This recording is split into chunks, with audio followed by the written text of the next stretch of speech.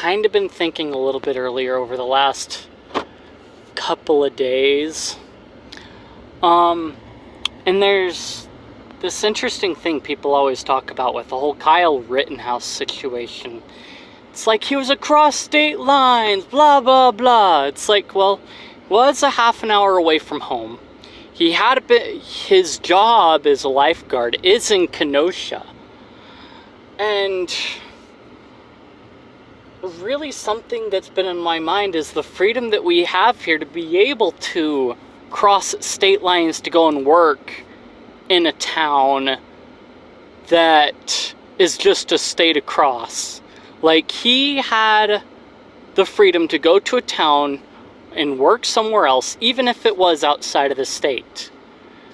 Get charged state income tax in that state where he worked, and then to go home to where he lived in another state. It kind of works that way because I worked at scout camp across state lines, and I got charged Idaho tax instead of a Utah tax. But we have that kind of freedom. And I guess maybe after he finished his work day or finished up cleaning what the other volunteer work he was doing there, he decided to volunteer to help protect businesses and to help people that may have been hurt. And being as the situation was so bad in Kenosha, if he just only had a med pack, he would have needed someone else as a bodyguard there. But when you're separated from the rest of your party, what are you to do? There's no one there to protect you. So the best way was to give him something to protect himself. But when you look at it, does it not behoove someone who is working in a town, who's been blessed to be able to work in a town, even across state lines, to protect that town that he works in? I would think that's something that's right and honorable. It's like, I work here, I contribute here, why shouldn't I've already got skin in the game, why am I not protecting the game that I've got here so that I can continue to benefit from it and add to it? And that would be one reason why, well, he was across state lines. And it's like, well, he carried that firearm across state lines. It's like, well, rioters cross state lines to go and cause trouble in other towns. But they're getting let go free. And you look at most of these towns that are burning up, they are Democrat run. And the DAs there are letting these people that are burning down businesses, usually owned by blacks, they're small businesses that are competing with big business, and they're letting them go.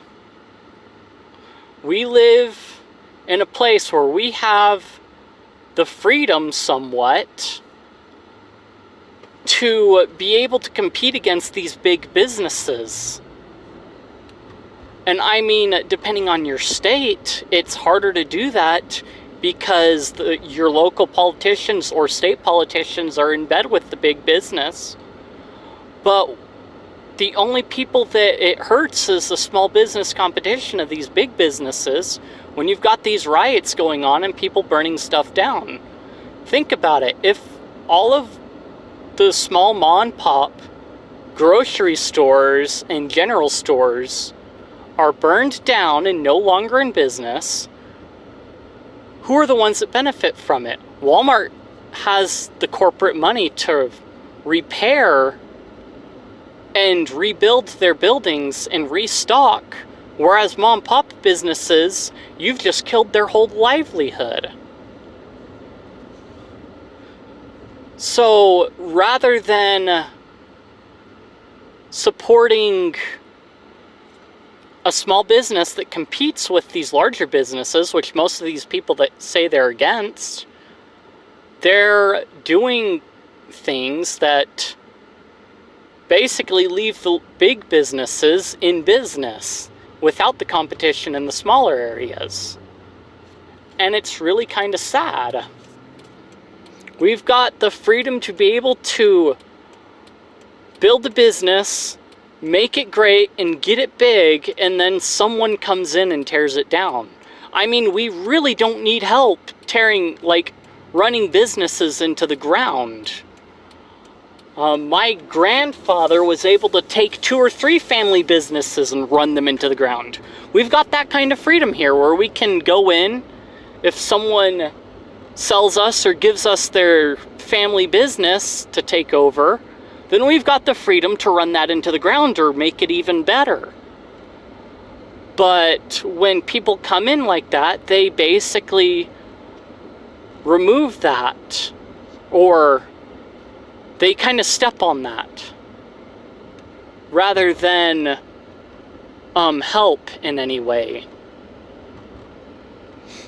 So I mean, you can argue, it's like, well, he shouldn't have been there. It's like, I bet you look at half of those rioters there and they shouldn't have been there. In fact, they're committing federal crimes, crossing state lines to cause trouble in riots. There's a video, what is it, of a guy from Salt Lake City, Utah in DC, out there threatening to cause harm in DC. It's like he traveled all the way there to cause trouble, rather than cause trouble in his home. And then you looked at, Chaz, and it's like there were a bunch of people from out of state that were there causing trouble and humdrumming up trouble. I mean, is that not bad? Do state lines matter then, or do they not? I mean, do they? Do those people that live there not matter, or do they matter? So as I was talking before, kind of, this might get tacked on to the last bit there, but we've got all kinds of freedoms here. We're so good to be here. For a lot of people, they don't realize how good they really have it, because they've only been here in the States. And so they've got it so good that they have to find something to nitpick or something to fight. And it's only natural, it makes sense. But sometimes that nature is brought on to the wrong things, and those things that actually help make your society better.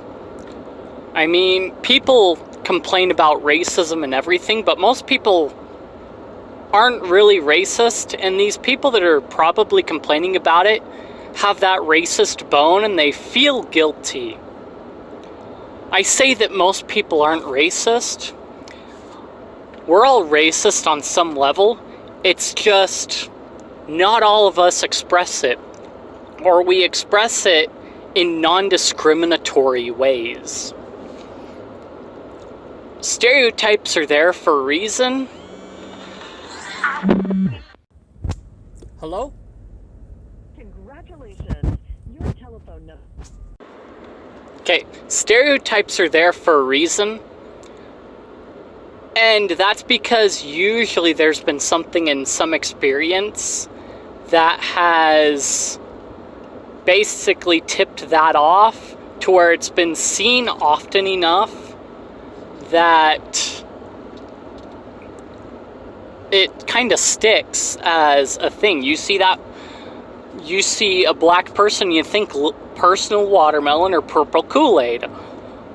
Or you think collard greens, cornbread, and a number of other things. But that's because of various other cultural things that we have that those stereotypes are there. It's not that it's racist, it's that, okay, we've seen this commonality, and there are people that are out that live outside that commonality and they're there, we still acknowledge that and still accept them. But on average, when you look at things, there are certain things that are done. And that's kind of where you could say that everyone's racist. Yeah, they have some sort of prejudice, but do they let it get in the way of society functioning? And do they hurt other people because of it? Stand-up comedians use that racism. They have the freedom to. And in a lot of ways, it helps them become better and everybody can enjoy it. I mean, you look at these comedians that tell racist jokes, and they've got something for everyone. They're equally racist to everyone. And that's because we have the freedom to do that here. Just like we have the freedom to defend ourselves when we are threatened. Again, take the Kyle Rittenhouse situation. Imagine you're running away from a situation. You've got a guy chasing you down. You're trying to get out of there, and then you hear a gunshot behind you. You turn around, and there's this guy still chasing you. Okay? If you can't get away, the next thing you're gonna do is you're gonna stop them. And with the first guy, in his case, he stopped him.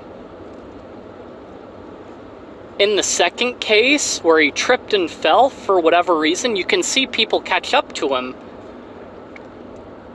By the time he trips and falls, and it almost looks like that someone had tripped him or knocked him over, and they had jumped over him. He fires off a shot, misses someone, the guy with the skateboard comes in, and then pops him in the chest while he's laying down. This guy was gonna wail on him while he was laying on the ground. Okay? Next thing, you've got the other guy that's coming up, and he's got his firearm in his hand that's furthest away from him. So he's sitting here on the ground. He's already had someone fire at him from behind. So what else is he gonna do? Imagine you're in that same situation. You would probably do the same thing. But now he's being charged on murder, and the guy that shot at him or anyone else is gone free. There's kind of an inequality there. Think of the Portland shooting too. The guy that was shot was wearing a Patriot Prayer hat. He's free to do that. I don't think he was armed. There was no indication that he was armed or packing anything. But he got shot in the chest because of his hat. You can find video all over the place, and the news media won't play the video footage of it happening. Neither will they play the whole footage with the Kyle Rittenhouse situation. But you can hear him clearly point out that, oh, we got a couple of Trumpers here. And it's like, get 'em, or like, really? And then pop. Two friends walking down the road, innocently popped. Well, innocently walking down the road, not causing any trouble. One of them gets popped and killed, and the other one has to live with the trauma of some dude that was politically motivated shooting his friend. The other one is, I'm not sure where it's at, is you've got a shooting where a black guy shot a random white guy. It's like, well, I just felt like I needed to shoot a white guy. It's like, really? That could have been a white guy that was supporting Black Lives Matter, but it doesn't matter because that's what it is. There have been, and more people have died since, from getting shot by activists than have died in like the whole, then the total of, was it the total of black people shot or the total people shot by police? In I believe it was 2018. I mean, so what, these riots are killing more people than police ever have, like police do in a year. And that's only happened in like 3 months. So in the end, what side are you standing on? You kind of look at the motivations that are going down. There are lines being drawn in the sand as we watch it all happen. And it's getting closer to everyone. What side do you stand on? And does that side really align with your principles? Because I've seen so many things like the Insurgency USA guy. It's like under the cover of racial equality, it's like we're going to put in a communist state. And many communist states have basically marginalized certain groups of people. Stalin hated gays. Hitler hated gays. They all had different racial motivations that they hated. They wanted to tear apart the family in some instances. Well, I believe it was the many communist regimes, not so much Nazi, believed in,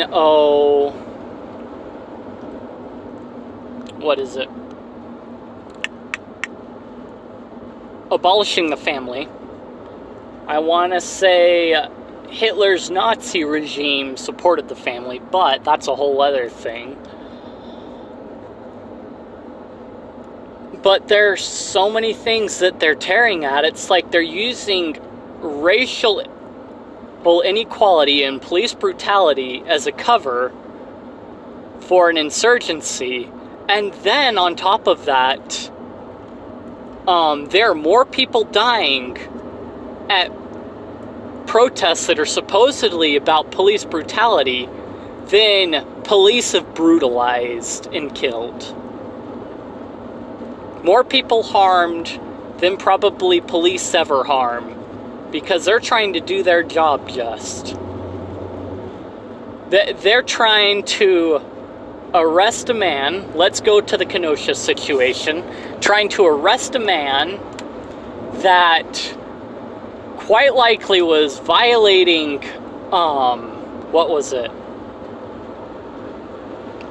that restriction thing, a restraining order, and taking kids away in a car.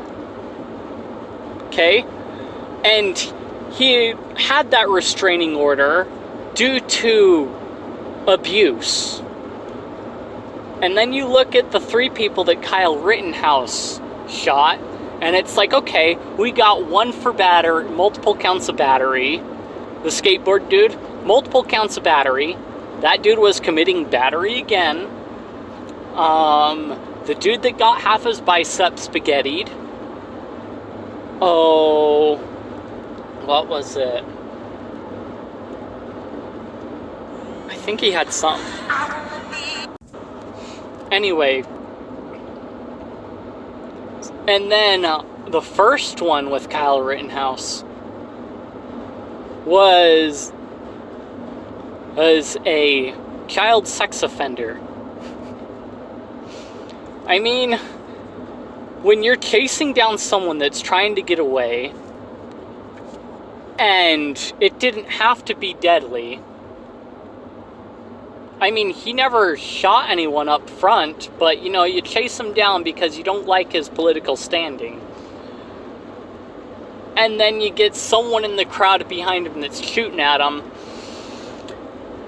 Somewhat, as Steven Crowder would put it, you forfeit your life.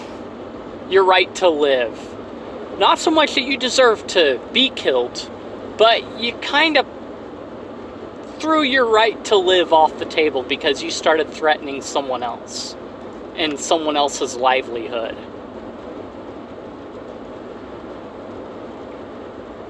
So, if we're gonna have our freedoms eroded away to even our freedom to run away because someone is that politically charged to go after someone that they don't like for believing something different. Yeah.